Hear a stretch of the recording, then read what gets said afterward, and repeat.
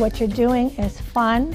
It's fun for you, it's educational, it's stimulating, and it's a great way to get students involved in art. Having them just feel and look at the world just a little bit different, even if it's just for us, a couple seconds. What I like about Art Adventure is that we look at the pictures before we learn more about them.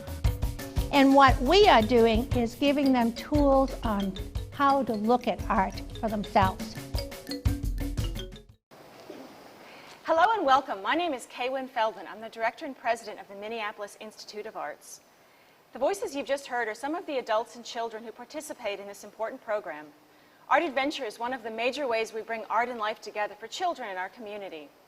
On behalf of the Minneapolis Institute of Arts, our staff, our trustees, and our many volunteers, including you, thank you so much for all you do on behalf of this important museum.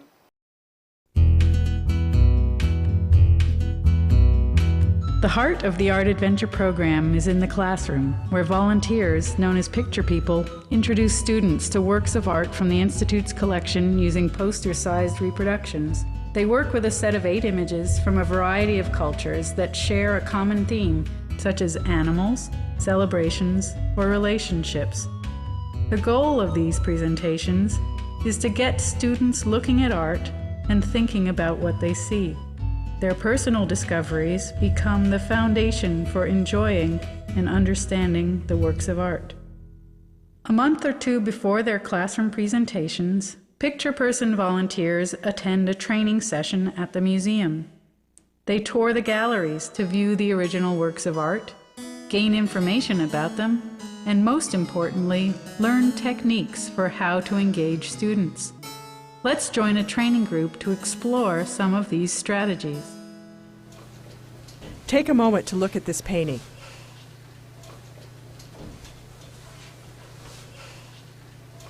What's going on in this picture?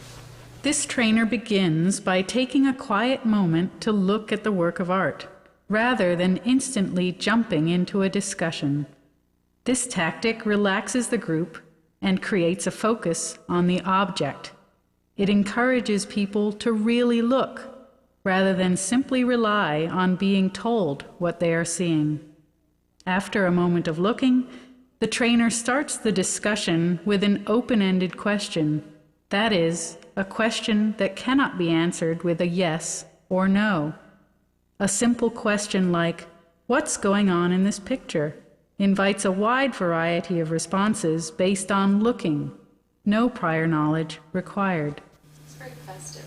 Okay. What do you see that makes you say that? Colors. Okay, so you're looking at all this array of colors, and you say, this looks happy, it looks festive, it's a celebration. What do you think is happening here? What are they celebrating, do you think? The season. The season, for one, and what season is that? Summer. Summer, spring, it's warm. And what do you see that makes you suggest sort of that it's summer? The light colors, it's green, it's okay. bright. Asking viewers to back up their comments with visual evidence is also an important technique for keeping a discussion focused on the work of art.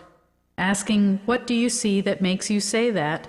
gently pushes people to explain their interpretations of a work of art.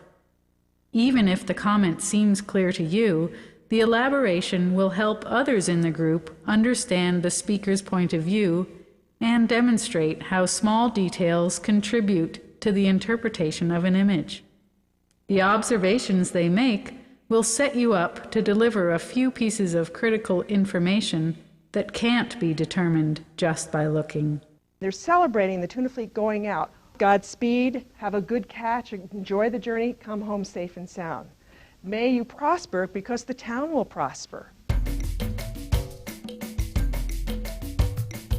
So far, we've seen 3 techniques that can be used with students in the classroom.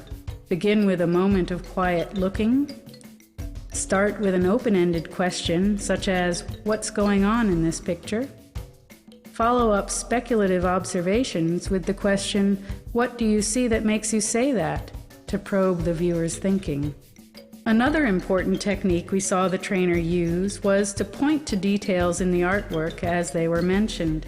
This simple trick helps keep the discussion focused on the work of art and confirms that everyone, including the presenter, has understood the speaker's comment correctly. The trainer also restated each comment as she pointed at the picture. Paraphrasing while pointing reinforces the idea being expressed and slows the pace of the discussion so the group can absorb the significance of the observation. Let's join another training group. What open-ended questions does this trainer use to elicit the group's observations?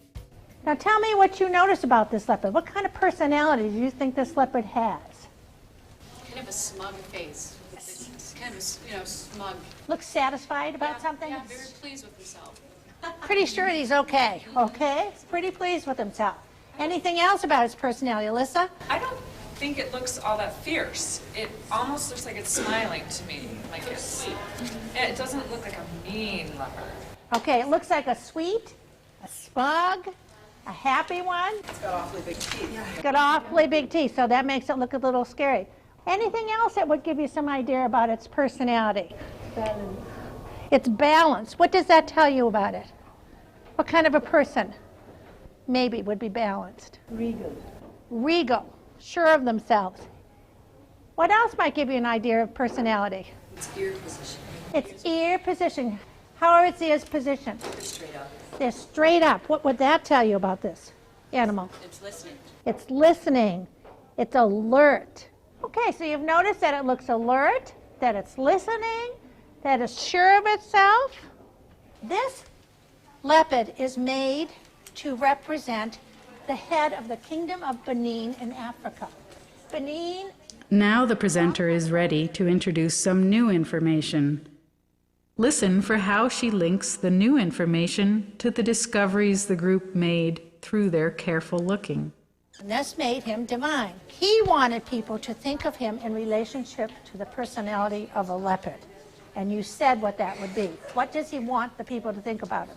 That he's alert, that he's aware of what's going on with his eyes, that he's strong, that he's ready to move, that he's capable. He wants the people to know that he's in charge and what attributes and qualities and characteristics he has that make him a good leader. Meaningful connections like this one require careful listening and quick thinking by the presenter, as well as a solid foundation of basic knowledge about the work of art. Sound difficult? Well, it does take a little practice and preparation, but the payoff is worth it. When a group has a chance to make their own discoveries, and information is introduced in relation to what they have observed, that learning is more likely to stick. And they are gaining confidence that they have what it takes to make sense of art. Let's see how this looks in a classroom. Okay, let's just take a minute to look. Okay.